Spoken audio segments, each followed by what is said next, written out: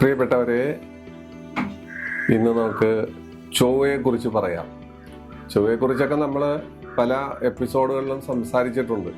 പക്ഷേ ഇത് ഒരു പ്രത്യേക രീതി ആയതുകൊണ്ട് ഓരോരുത്തരെ പറ്റി പറയുമ്പോൾ ചൊവ്വയെക്കുറിച്ച് നമുക്ക് പറയാതിരിക്കാൻ നിവൃത്തിയില്ല. സൂര്യനും ചന്ദ്രനും കഴിഞ്ഞു, ചൊവ്വ വരുന്നു. ചൊവ്വ നവഗ്രഹങ്ങളിലെ യുവരാജാവാണ്. ഒരു ചുവപ്പ് രാശി കലർന്ന നിറമാണ് അയാളുടേത്. യുവത്വത്തിന്റെ പ്രതീകമാണ്, യുദ്ധത്തിന്റെ പ്രതീകമാണ്, ആയുധധാരിയാണ്.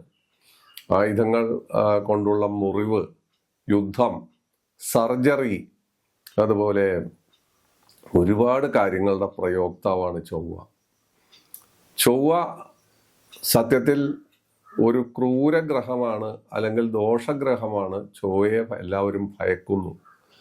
പ്രത്യേകിച്ച് പെൺകുട്ടികളെ സംബന്ധിച്ച് ചൊവ്വാദോഷം എന്ന ഉമ്മാക്കി കാണിച്ച് ജ്യോത്സ്യന്മാരും മറ്റുള്ള ആളുകളും ചൊവ്വയെ നമ്മളുടെ മുന്നിൽ ഒരു ക്രൂര കഥാപാത്രമായിട്ടാണ് അവതരിപ്പിച്ചിരിക്കുന്നത്. ചൊവ്വ അങ്ങനെയൊന്നുമല്ല. ചൊവ്വ വരദായകനാണ്. ചൊവ്വ പല ഗുണവിശേഷങ്ങളുടെയും ദായകനാണ് എന്നെല്ലാം നാം കൃത്യമായി മനസ്സിലാക്കേണ്ടിയിരിക്കുന്നു. ചൊവ്വയെക്കുറിച്ച് നമ്മൾ ധരിച്ചു വച്ചിരിക്കുന്നതായ കാര്യങ്ങളിലെല്ലാം വലിയ കാമ്പോ കഴമ്പോ ഒന്നുമില്ല എന്നുള്ളതാണ് സത്യസ്ഥിതി. ചൊവ്വയുടെ സ്വക്ഷേത്രം മേടവും വൃശ്ചികവുമാണ്. ചൊവ്വയുടെ നീചക്ഷേത്രം കർക്കടകമാണ്. ചൊവ്വയെ സംബന്ധിച്ചിടത്തോളം ഏത് ഗ്രഹത്തിനും നീചക്ഷേത്രവും ആ നീചവും നീചഭംഗമില്ലാത്ത അവസ്ഥയാണെങ്കിൽ വല്ലാത്തൊരു ബുദ്ധിമുട്ടായിരിക്കും. അത് അവർക്ക് ആ ഭാവത്തിനെ കൊണ്ടോ ആ ഗ്രഹത്തെ കൊണ്ടോ യാതൊരു പ്രയോജനവും ലഭിക്കാതെ വരുന്നതും ദോഷഫലങ്ങൾ. വ്യാഴത്തിന് പോലും അതുണ്ട്. സ്വാത്വികനായ വ്യാഴത്തിന് പോലും അതുണ്ട്. നീചം വന്നിട്ട് നീചഭംഗമില്ലാതിരുന്നാൽ, നീചഭംഗം വന്നാൽ സംഗതി മാറും.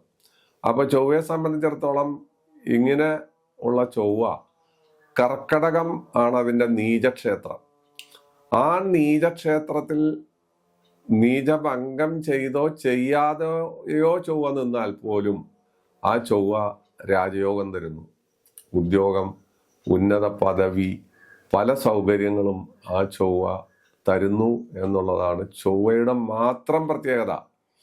ഈ നവഗ്രഹങ്ങളിൽ നീചം വരുന്ന എല്ലാ ഗ്രഹങ്ങൾക്കും നീചഭംഗം വന്നില്ലെങ്കിൽ ദോഷഫലങ്ങൾ വരുമ്പോൾ നീചം വന്ന ചൊവ്വയ്ക്ക്, കർക്കിടകത്തിൽ നീചനായ ചൊവ്വയ്ക്ക് അത് ഗുണഫലങ്ങൾ തരുന്നു എന്നുള്ളതാണ് പ്രത്യേകത. നീചഭംഗം വന്നാൽ അതിൻ്റെ ശക്തി വളരെ വലുതാണ്, വളരെ കൂടുതലാണ്. ആ നീചഭംഗം വന്നില്ലെങ്കിൽ പോലും അയാൾക്ക് മാത്രമുള്ള ഒരു പ്രത്യേകതയാണ് നമുക്ക് ഗുണഫലങ്ങൾ തരുന്നു എന്നുള്ളത്. ചൊവ്വാഴ്ച ദിവസവും അതുപോലെ വർഗോത്തമൻ, ഞാൻ എപ്പോഴും പറയും ആ വാക്ക്, വർഗോത്തമം എന്ന് വെച്ചാൽ ഒരു ഗ്രഹം നിന്ന സ്ഥലത്ത് തന്നെ അംശകത്തിൽ നിൽക്കുന്നതിനാണ് വർഗോത്തമം എന്ന് പറയുന്നത്.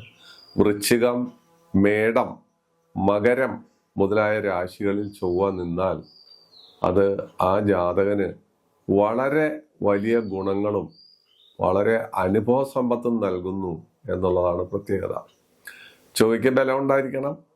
ചൊവ്വയ്ക്ക് പറഞ്ഞ രീതിയിലുള്ള മൗഢ്യമോ അതുപോലുള്ള ദുരിതങ്ങളൊന്നും വന്ന് പെടാതെ ചൊവ്വ തൻ്റെ ഇഷ്ടക്ഷേത്രങ്ങളിൽ നിന്നാൽ, ചൊവ്വയ്ക്ക് ശത്രുക്കളുണ്ട്, ചൊവ്വയോട് ശത്രുതയുണ്ട്, ചൊവ്വയ്ക്ക് മറ്റുള്ളവരോട് ശത്രുതയുണ്ട്. അതെല്ലാം നമ്മൾ പലപ്പോഴും വ്യാഖ്യാനിച്ചു കഴിഞ്ഞ കാര്യമായതുകൊണ്ട് വൃഥാസ്ഥൂലത ഒഴിവാക്കാൻ അത്തരം കാര്യങ്ങൾ നമ്മൾ ഒഴിവാക്കുകയാണ്. രാത്രിയിലാണ് ചൊവ്വയ്ക്ക് ബലം കൂടുതൽ. ദക്ഷിണായനത്തിൽ ബലം കൂടുതലുണ്ട്. അതുപോലെ നീചക്ഷേത്രത്തിൽ ബലമുണ്ട്. അതുപോലെ നീചക്ഷേത്രത്തിൽ തരുന്ന രാജയോഗത്തെക്കുറിച്ച്, അതിൻ്റെ പ്രത്യേകതയെക്കുറിച്ച് ഞാൻ ആദ്യമേ പറഞ്ഞു കഴിഞ്ഞു. അപ്പൊ ചൊവ്വയെ സംബന്ധിച്ച് നമ്മൾ എന്ത് പറയുമ്പോഴും ഓർക്കേണ്ട കാര്യം, യുദ്ധത്തിൻ്റെതായ ഒരു അന്തരീക്ഷം വരുമ്പോൾ നമ്മൾ ചൊവ്വയെ ഓർക്കണം. തീപിടുത്തം, വെടിക്കെട്ട്, സർജറി, ഓപ്പറേഷൻ മുതലായ കാര്യങ്ങൾ നമുക്ക് ഉണ്ടാകുന്നത് ചൊവ്വയുമായി ബന്ധപ്പെട്ടാണ് അത് വരുന്നത്. അതുപോലെ പോലീസ്, പട്ടാളം, നേവി, NCC, ഫയർഫോഴ്സ്, അതുപോലുള്ള സ്ഥലങ്ങളിലുള്ള ജോലി, അത്തരം കാര്യങ്ങളിലുള്ള ആളുകൾ ഇവരെല്ലാം ചൊവ്വയുടെ സ്വാധീനമുള്ള ആളുകളായിരിക്കും. പോലീസ് ഓഫീസർമാരെയും അതുപോലെ ഞാൻ നേരത്തെ പറഞ്ഞ രീതിയിലുള്ള ജോലികളുമായി ബന്ധപ്പെട്ട ആളുകളെ നമ്മൾ അവരുടെ ജാതകം പരിശോധിക്കുമ്പോൾ നമുക്ക് കൃത്യമായി ഈ ചൊവ്വയുടെ സ്വാധീനം കാണാൻ സാധിക്കും. അപ്പൊ അതാണ് ചൊവ്വയുടെ പ്രത്യേകത. ഒരു യോദ്ധാവാണ്. ചൊവ്വയുടെ ദൈവം ആരാണ്?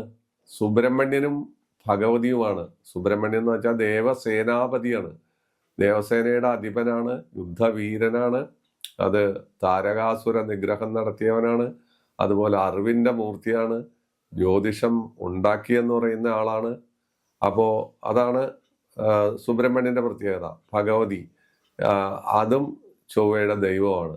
ചൊവ്വയെ അങ്കാരകൻ, ഭൂമിപുത്രൻ, ധരണി ഗർഭസംഭൂതം, വിദ്ദു കാഞ്ചന സന്നിഭം, കുമാരം ശക്തി ഹസ്തം ച മംഗളം പ്രണമാമ്യഹം എന്നാണ് ചൊവ്വയുടെ നിർവചനം.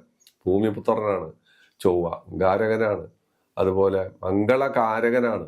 ചൊവ്വ തരുന്ന യോഗങ്ങൾ സ്വക്ഷേത്ര ബലവാനോ ഉച്ചബലവാനോ ആയി ലഗ്നകേന്ദ്രത്തിൽ നിന്നാൽ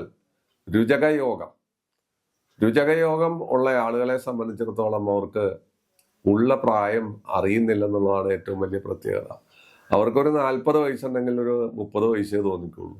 മിക്കവാറും അവർ പോലീസ് പട്ടാള വകുപ്പിലോ NCC, നേവി, ഫയർഫോഴ്സ് അല്ലെങ്കിൽ നല്ല സർജൻ മുതലായ ആളുകളൊക്കെ ആയിരിക്കും ഈ രുചക യോഗമുള്ള ആളുകൾ. ചന്ദ്രന്റെ 2-ൽ ചൊവ്വ നിന്നാൽ സുനഭായോഗവും 12-ൽ നിന്നാൽ അനഭായോഗവും ചന്ദ്രന്റെ കൂടെ നിന്നാൽ ശശിമംഗല യോഗവും. ശശിമംഗല യോഗം ഒരു ജാതകത്തിൽ ഒരാൾക്കുണ്ടായാൽ ജീവിതാന്ത്യം വരെ അയാൾ അല്ലെങ്കിൽ അവൾ ധനവതിയായിരിക്കും. അതാണ് അതിന്റെ പ്രത്യേകത. ചൊവ്വ പുരുഷഗ്രഹമാണ്, പുരുഷത്വമാണ്, ആണത്വമാണ്, തൻ്റെടമാണ്, ധൈര്യമാണ് ചൊവ്വയുടെ പ്രത്യേകത. യുദ്ധവീരന്മാരെല്ലാം, ഏത് യുദ്ധവീരന്മാരെ എടുത്താലും അവർക്കെല്ലാം ആ ചൊവ്വയുടേതായ സ്വാധീനം നമുക്ക് കാണാൻ കഴിയും. രക്തച്ചൊരിച്ചിലുകൾ അതുപോലുള്ള കാര്യങ്ങൾ ചൊവ്വയുമായി ബന്ധപ്പെട്ടാണ് നമുക്ക് പറയേണ്ടത്. ഇതെല്ലാം ഒരു ആമുഖമാണ്. നമ്മൾ പോകുന്നത് അത്തരത്തിലേക്കല്ല. ഓരോ രാശിയിലും ഓരോ സ്ഥലത്തും മേടം മുതൽ മീനം വരെയുള്ള സ്ഥലത്ത് ചൊവ്വ നിന്നാൽ ഉള്ള അനുഭവമാണ് നമ്മൾ പറയുന്നത്. അപ്പോൾ ഓരോ സ്ഥലത്തും ചൊവ്വ നിൽക്കുമ്പോൾ ചൊവ്വയെക്കുറിച്ചുള്ള ഒരു ഏകദേശ വിവരം തന്നതിന് ശേഷമാണ് ഇത് പറയുന്നത്. മേടവും വൃശ്ചികവും ചൊവ്വയുടെ സ്വക്ഷേത്രമാണ്. അവിടെ ആണ് ചൊവ്വ നിങ്ങളുടെ ജാതകത്തിൽ നിൽക്കുന്നതെങ്കിൽ സഞ്ചാരശീലം, തൻ്റെടം, മുൻകോപം, ധൈര്യം, പോലീസ് വകുപ്പിലോ പട്ടാള വകുപ്പിലോ ജോലി, ചുവന്ന ചെറിയ ചുവപ്പ് രാശിയുള്ള കണ്ണുകൾ, സുന്ദരമായ ശരീരം, ഉള്ള പ്രായം തോന്നാതിരിക്കുക മുതലായ കാര്യങ്ങളാണ് മേടം രാശിയിൽ അല്ലെങ്കിൽ മേടമാസത്തിൽ മേടത്തിൽ നിന്നാൽ ചൊവ്വ നിന്നാൽ ഉണ്ടാകുന്ന ഫലം. അത് പ്രത്യേകം ഓർത്തിരിക്കുക, നിങ്ങളെടുത്ത് നോക്കുക. വളരെ ഈസി ആയിട്ട് കാര്യങ്ങൾ മനസ്സിലാക്കാനുള്ള ഒരു വഴിയാണ് ഈ അധ്യായങ്ങളെല്ലാം. ഇടവത്തിലേക്ക് പോവാം.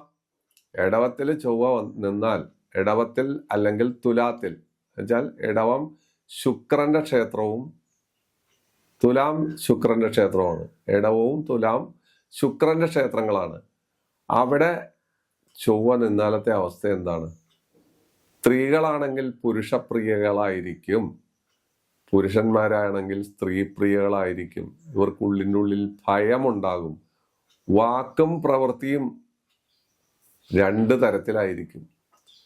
കൃത്യമായ ഒരു സ്വഭാവവിശേഷം ഇവർക്കുണ്ടാകില്ല. തെക്കോട്ടെന്ന് പറഞ്ഞാൽ വടക്കോട്ട് പോകാം. അതുപോലെ പണമിടപാടുകളിലും മറ്റു കാര്യങ്ങളിലും ഇവർ കൃതകൃത്യത പാലിച്ചു എന്ന് വരില്ല. അതാണ് തുലാമും അതുപോലെ ഇടവത്തിലും ചൊവ്വ നിന്നാലുള്ള ഫലം. ഭാഗ്യത്തിന് കുറവ് വരുത്തും. സാധാരണഗതിയിൽ ഭാഗ്യത്തിനെ സംബന്ധിച്ച് കുറവ് വരുത്തും. ദാമ്പത്യ ജീവിതത്തിൽ അലോസരങ്ങൾ ഉണ്ടാക്കും. ഇതെല്ലാം ശുക്രന്റെ ക്ഷേത്രത്തിൽ ചൊവ്വ നിന്നാലുള്ള ഒരു പ്രത്യേകതയാണ്. പ്രേമബന്ധങ്ങൾ ഉലയുക, പ്രേമബന്ധത്തിൽപ്പെട്ട് വിവാഹം നടക്കുക, ആ വിവാഹം പിന്നീട് അലോസരത്തിൽപ്പെടുക മുതലായ കാര്യങ്ങളും തുലാത്തിലും ഇടവത്തിലും നിൽക്കുന്ന ചൊവ്വയെ കൊണ്ട് നമുക്ക് നിരീക്ഷിക്കാവുന്നതാണ്. അതുപോലെ മിഥുനവും കന്നിയും ബുധന്റെ ക്ഷേത്രങ്ങളാണ്. ബുധനും ചൊവ്വയും തമ്മിൽ ഉള്ള ബന്ധം പോലെ തന്നെയാണ് അതിൻ്റെ കാര്യം. സംഗീതം, നൃത്തം, കല, നിഗൂഢ ശാസ്ത്രങ്ങളിൽ പ്രാവീണ്യം, പിശുക്ക്, അതുപോലെ തന്നെ അഭിനയകല. പക്ഷേ ഇതൊക്കെയാണെങ്കിലും അല്പം വഞ്ചനാ സ്വഭാവവും സൂത്രശാലിയുമായി ഇത്തരക്കാര് മാറാറുണ്ട്. ഇവർ നിർഭയന്മാരായിരിക്കും. ഉപകാര സ്മരണ ഇവർക്ക് താരതമ്യേന കുറവായിരിക്കും. ഇവർക്ക് വേണ്ടി നമ്മൾ എന്തെങ്കിലും ചെയ്തു കഴിഞ്ഞാൽ, മിഥുനത്തിലോ കന്നിയിലോ ചൊവ്വ നിൽക്കുന്ന ആളുകൾക്ക് വേണ്ടി നമ്മൾ എന്തെങ്കിലും ഉപകാരം ചെയ്ത് അവർക്കൊരു തൊഴിൽ വാങ്ങിക്കൊടുത്തു, അല്ലെങ്കിൽ അവർക്ക് ഒരു അവസരം കൊടുത്തു, ആ അവസരം അവർ മുതലാക്കി അവർ ചവിട്ടിക്കേറി നമ്മളെ മറന്നായിരിക്കും അവര് മുന്നോട്ട് പോകുന്നത്. ഇനി ചൊവ്വയുടെ സ്വക്ഷേത്രമാണ് കർക്കടകം എന്ന് ഞാൻ നേരത്തെ പറഞ്ഞു. ആ നീചക്ഷേത്രമാണ് കർക്കടകം എന്ന് ഞാൻ നേരത്തെ പറഞ്ഞു. ആ നീചക്ഷേത്രത്തിൽ നിന്നാൽ ഉള്ള അനുഭവത്തെയും ഞാൻ പറഞ്ഞു. ചന്ദ്രന്റെ ക്ഷേത്രമാണ് കർക്കടകം. അവിടെ ചൊവ്വ നിന്നാലത്തെ അനുഭവം എന്താണ്? ബുദ്ധി, ജലവാഹനങ്ങളിലുള്ള സഞ്ചാരം, അല്ലെങ്കിൽ അതിൻ്റെ ഉടമസ്ഥാവകാശം, ഉദ്യോഗം, നീച പ്രവൃത്തികൾ. അതേപോലെ അതേ നാണയത്തിൽ തന്നെ സൽപ്രവൃത്തികളും ചെയ്യും. നീചപ്രവൃത്തികളും സൽപ്രവൃത്തികളും ഒരേ നാണയത്തിൽ ചെയ്യുന്നു എന്നുള്ളതാണ് കർക്കിടകത്തിൽ ചൊവ്വ നീചനാണ്. ആ നീചനായ ചൊവ്വയുടെ വിശേഷങ്ങൾ നമ്മൾ നേരത്തെ പറഞ്ഞു. നീചഭംഗം നേരിട്ടാൽ ഉന്നത ഉദ്യോഗവും ചക്രവർത്തി തുല്യ പദവിയും, പോലീസ് പട്ടാള വിഭാഗത്തിൽ ഉന്നത ഉദ്യോഗം, അതുപോലുള്ള രീതിയൊക്കെ നമ്മൾ കണ്ടു കഴിഞ്ഞതാണ്. പക്ഷെ സ്വഭാവത്തിന് ഒരു നാണയത്തിന്റെ രണ്ട് വശങ്ങൾ പോലെയുള്ള സ്വഭാവങ്ങളുണ്ടാവും. ഇവരെ നമുക്ക് നിർവചിക്കാൻ പറ്റില്ല. ഒരു കാരണവശാലും കൃത്യമായ ഒരു നിർവചനം കർക്കിടകത്തിൽ ചൊവ്വയുള്ള ആളുകളെ സംബന്ധിച്ച് പറയാൻ പറ്റില്ല. പിന്നെ അവിടേക്ക് വരുന്ന വ്യാഴത്തിന്റെ ദൃഷ്ടിയോ അല്ലെങ്കിൽ മറ്റേതെങ്കിലും ശുഭന്റെ ദൃഷ്ടിയോ എല്ലാമാണ് ഈ സ്വഭാവഗതികൾ മാറ്റിമറിക്കുന്നത്. കർക്കിടകത്തിൽ നിൽക്കുന്ന ചൊവ്വയ്ക്ക് മൗഢ്യവും കൂടി വന്നാൽ സംഗതി ഫലം വളരെ വിപരീതാവസ്ഥയിലേക്ക് വരും എന്നുകൂടി നമ്മൾ മനസ്സിലാക്കണം. അതാണ് കർക്കിടകത്തിലെ ചൊവ്വ നീചനാണെങ്കിലും ഞാൻ നേരത്തെ പറഞ്ഞു രാജയോഗം കൊടുക്കും, ഉദ്യോഗം കൊടുക്കും. അവിടെ നീചത്തിൽ നിന്നാൽ ആകെ ഗുണം തരുന്ന ഒരേ ഒരു ഗ്രഹം ഈ കുജൻ അഥവാ ചൊവ്വ മാത്രമാണ് എന്നെല്ലാം നമ്മൾ പറഞ്ഞു കഴിഞ്ഞതാണ്. ഇനി ചിങ്ങത്തിലേക്ക് വരുമ്പോൾ എന്താണ് ചൊവ്വയുടെ സ്ഥിതി?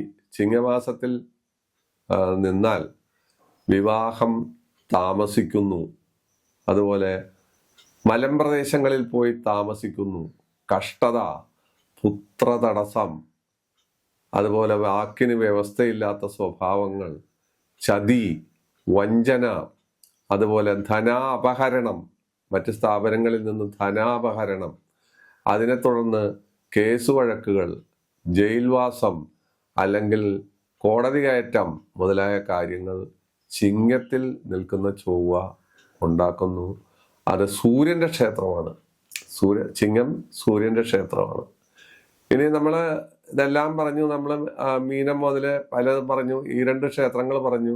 ശുക്രന്റെ ക്ഷേത്രം പറഞ്ഞു, ബുധന്റെ ക്ഷേത്രം പറഞ്ഞു, ചന്ദ്രന്റെ ക്ഷേത്രം പറഞ്ഞു. അത് കഴിഞ്ഞ് ഇപ്പൊ ചിങ്ങം നമ്മൾ സൂര്യന്റെ ക്ഷേത്രത്തിൽ ചൊവ്വ നിന്നാലുള്ള കാര്യം പറഞ്ഞു. ഇനി നമുക്ക് പിടിക്കേണ്ടത് ശനിയാണ്. മകരവും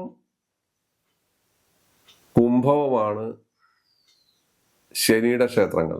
അതിൽ മകരത്തിൽ ചൊവ്വ നിന്നാൽ അത് വളരെ വിശേഷമാണ്. ഉച്ചബലവാനാണ് അയാൾ. അവിടെ നീചത്തിന്റെ 7 ഉച്ചബലവാനാണ്. കർക്കിടകത്തിന്റെ 7 കുംഭം, കുംഭത്തിന്റെ 7 കർക്കിടകം. ഉച്ചബലവാനായ ആ മകരത്തിലെ ചൊവ്വ ഉദ്യോഗം, അതുപോലെ ഉന്നത സ്ഥാനമാനങ്ങൾ, മന്ത്രിസ്ഥാനം, അതുപോലെ MLA ആവുക, പഞ്ചായത്ത് മെമ്പറാവുക, പഞ്ചായത്ത് പ്രസിഡന്റ് ആവുക, ഈ വക കാര്യങ്ങൾ അവിടെ ഉണ്ടാകാം. പക്ഷേ ക്രൂരമായ മനസ്സ്, അന്യരോട് ദയയില്ലാതെ പെരുമാറുക, അന്യരുടെ കഷ്ടതകളിൽ യാതൊരു സഹാനുഭൂതിയും ഇല്ലാത്ത രീതിയിൽ പെരുമാറുക, ധനപരമായ കാര്യങ്ങളിൽ വ്യവസ്ഥയും വെള്ളിയാഴ്ചയും ഇല്ലാതെ പെരുമാറുക, ഇത്തരം കാര്യങ്ങൾ ഇവർക്ക് സർവ്വസാധാരണമായി നമ്മൾ കണ്ടുവരുന്നുണ്ട്. വ്യാഴത്തിന്റെ ക്ഷേത്രമായ ധനുവും മീനവും വ്യാഴത്തിന്റെ ക്ഷേത്രമാണ്. ആ ധനുവിലും മീനത്തിലും ചൊവ്വ നിന്നാൽ ശത്രുക്കളെ കൊണ്ട് സദാ ശല്യം ഉണ്ടാവുകയും തൊഴിൽപരമായ അപാകതകൾ ഉണ്ടാവുകയും വലിയ പദവിയും പ്രസിദ്ധിയും ഉണ്ടെങ്കിലും മനസ്വസ്ഥതയില്ലാതെയും കേസ് വഴക്കുകളിൽ ചെന്ന് പെട്ടും എന്നാൽ അവസാന കാലത്ത് ഇതിൽ നിന്നെല്ലാം മോചനം നേടി അവർ വലിയ പദവിയിൽ എത്തുകയും ചെയ്യും. അത് വ്യാഴത്തിന്റെ ഒരു അനുഗ്രഹം കൊണ്ടായിരിക്കാം അങ്ങനെ സംഭവിക്കുന്നത്. സാധാരണ ഗതിയിൽ അവര് തൊഴിലിലും പദവിയിലും ഒക്കെ വലിയ വലിയ സ്ഥാനത്ത് എത്തുമെങ്കിലും അവർക്കെതിരായ ആരോപണങ്ങളും ആക്ഷേപങ്ങളും സദാ നടന്നുകൊണ്ടിരിക്കും. അതിൽ അവർ ഖിന്നരായിരിക്കും, അവർ ദൈവവിശ്വാസികളായിരിക്കും. ഈശ്വരനെ അവർ വാരി പിടിച്ച് പുണർന്ന് ഇത്തരത്തിലുള്ള ആപത്തുകളിൽ നിന്നെല്ലാം രക്ഷ നേടി മുന്നോട്ട് പോകുന്ന കാഴ്ചയാണ് സാധാരണ കണ്ടുവരുന്നത്. ഇതെല്ലാം ഒരു സാമാന്യ സ്വഭാവമാണ് ഈ പറഞ്ഞത്. ഇതിനൊക്കെ വ്യത്യാസം വരാം. എങ്ങനെ വ്യത്യാസം വരാം? ശുഭഗ്രഹ ദൃഷ്ടി, അതുപോലെ ചൊവ്വയുടെ ഇഷ്ടസ്ഥിതി, അവിടെ മറ്റ് ദുർബലത ഒന്നും ഇല്ലാതെ ഇരിക്കുക, ബന്ധുക്ഷേത്രത്തിൽ നിൽക്കുക, ശത്രുക്ഷേത്രത്തിലല്ലാതെ ബന്ധുക്ഷേത്രത്തിൽ നിൽക്കുക മുതലായ കാര്യം വന്നാൽ ചൊവ്വ യോഗകാരകനായി ആ വ്യക്തിക്ക് എല്ലാം കൊടുക്കുന്ന ഒരവസ്ഥ ഉണ്ടാക്കും. എന്നാൽ നേരെ മറിച്ച് ശത്രുക്ഷേത്രത്തിലോ അല്ലെങ്കിൽ മൗഢ്യത്തോടു കൂടിയോ ദുർബലനായോ മറ്റിഷ്ടമില്ലാത്തവരുടെ കൂടെ നിന്നാൽ രോഗദുരിതങ്ങൾ, രക്തദൂഷ്യം, സർജറി, അതുപോലെ അപമാനം, സ്ത്രീ വിഷയം എന്നു വേണ്ട സർവത്ര പ്രശ്നങ്ങൾ ചൊവ്വ സൃഷ്ടിക്കുകയും ചെയ്യും. ഇതാണ് ചൊവ്വയുടെ മുഖം. ചൊവ്വയ്ക്ക് 2 മുഖങ്ങളുണ്ട്. മഹാലക്ഷ്മിയുടെ ജ്യേഷ്ഠത്തിയാണ് മൂദേവി എന്ന് പറയുന്ന രീതിയിൽ 2 വശങ്ങൾ, ഒരു നാണയത്തിന് 2 വശങ്ങൾ ഉണ്ടെന്ന് പറയുന്ന രീതിയിൽ ചൊവ്വയെ സംബന്ധിച്ച് നമുക്ക് കൂടുതലായി ഒന്നും പ്രതീക്ഷിക്കാനില്ല. എങ്ങോട്ട് മാറും, എങ്ങോട്ട് തിരിയും, എന്തായിരിക്കും ഇയാൾ തരുന്നത് എന്ന് അയാൾ നിൽക്കുന്ന ക്ഷേത്രം, അയാളുടെ സ്ഥിതിവിശേഷം, അയാളെ നോക്കുന്നവരുടെ പ്രത്യേകത, അയാളുടെ ചലനം അത്തരത്തിലായിരിക്കും. അത് മനുഷ്യരെ ഏത് രീതിയിൽ ബാധിക്കും എന്നുള്ളത് നമ്മൾ വളരെ സൂക്ഷ്മമായി പരിശോധിച്ച് മനസ്സിലാക്കിയാലേ നമുക്ക് കൃത്യമായി പ്രവചിക്കാൻ പറ്റും. വളരെ സൂക്ഷ്മമായി നോക്കണം. അതാണ് ചൊവ്വയുടെ പ്രത്യേകത. മറ്റുള്ള ഗ്രഹങ്ങളെ പോലെ നമുക്ക് ചൊവ്വയെ പിടികിട്ടില്ല എന്നുള്ളതാണ്. ഇപ്പോൾ സ്ത്രീജാതകത്തിലെ അഷ്ടമത്തിൽ ചൊവ്വ നിന്നാൽ ആ സ്ത്രീ എപ്പോഴും പരാതിക്കാരിയായിരിക്കും. അവൾ മഹാറാണിയായാലും രാജ്ഞിയായാലും ഉർവശിയായാലും മേനകയായാലും അവൾ പരാതിക്കാരിയായിരിക്കും. അത് ചൊവ്വയുടെ ഒരു പ്രത്യേകതയാണ്. അതുപോലെ പുരുഷ ജാതകത്തിലെ 7ാം ഭാവത്തിൽ ചൊവ്വ നിന്നാൽ അത് ഭാര്യാനാശത്തെ ചെയ്യുന്നു. 8ലെ സ്ത്രീ ജാതകത്തിലെ ചൊവ്വ ഭർത്തൃനാശത്തെ ചെയ്യുന്നു. ഇതെല്ലാം പാപസാമ്യ കാര്യത്തിലും വിവാഹ കാര്യത്തിലുള്ള കാര്യങ്ങളാണ്. അപ്പൊ ചൊവ്വയാണ്. ചൊവ്വയ്ക്ക് സമാനനായിട്ടോ അല്ലെങ്കിൽ ചൊവ്വയുടെ ആന്തരാർത്ഥം, അതിൻ്റെതായ ഗതിവിഗതി കൃത്യമായി അന്വേഷിക്കണമെങ്കിൽ വളരെ ഗവേഷണപരമായി തന്നെ ചിന്തിക്കണം. ഒറ്റ നോട്ടത്തിൽ നമുക്ക് ചൊവ്വയെ നിർവചിക്കാൻ പറ്റില്ല. അതാണ് ചൊവ്വയുടെ പ്രത്യേകത. എന്നാലും വരദായകനാണ്, അയാൾ ശക്തനാണ്, അയാൾ നമുക്ക് തരാമെന്ന് വെച്ചാൽ തന്നുകൊണ്ടിരിക്കും, ദ്രോഹിക്കാമെന്ന് വെച്ചാൽ ദ്രോഹിച്ചുകൊണ്ടിരിക്കും. ഈ മീനം മുതൽ നമ്മൾ മേടം മുതൽ നമ്മൾ മീനം വരെയുള്ള എല്ലാ ക്ഷേത്രങ്ങളിലും ചൊവ്വ നിന്നാലുള്ള കാര്യത്തെക്കുറിച്ചും ചൊവ്വയുടെ സ്വഭാവ വിശേഷത്തെക്കുറിച്ചുമാണ് ഈ എപ്പിസോഡ് നമ്മൾ പ്രതിപാദിച്ചത്. ഇത് നിങ്ങൾക്ക് ഇഷ്ടമായി എന്ന് കരുതുന്നു. ഇത് നിങ്ങൾക്ക് പഠനാർഹമാണെന്ന് കരുതുന്നു. തൽക്കാലം ഇവിടെ വച്ച് വിട പറയുന്നു. വീണ്ടും എല്ലാ ഞായറാഴ്ചയും ശനിയാഴ്ചയും ഇതേ സമയത്ത് നമുക്ക് കണ്ടുമുട്ടാം. നമുക്ക് നവഗ്രഹങ്ങളുടെ അനുഗ്രഹങ്ങൾ ഏറ്റുവാങ്ങാം. നന്ദി, നമസ്കാരം.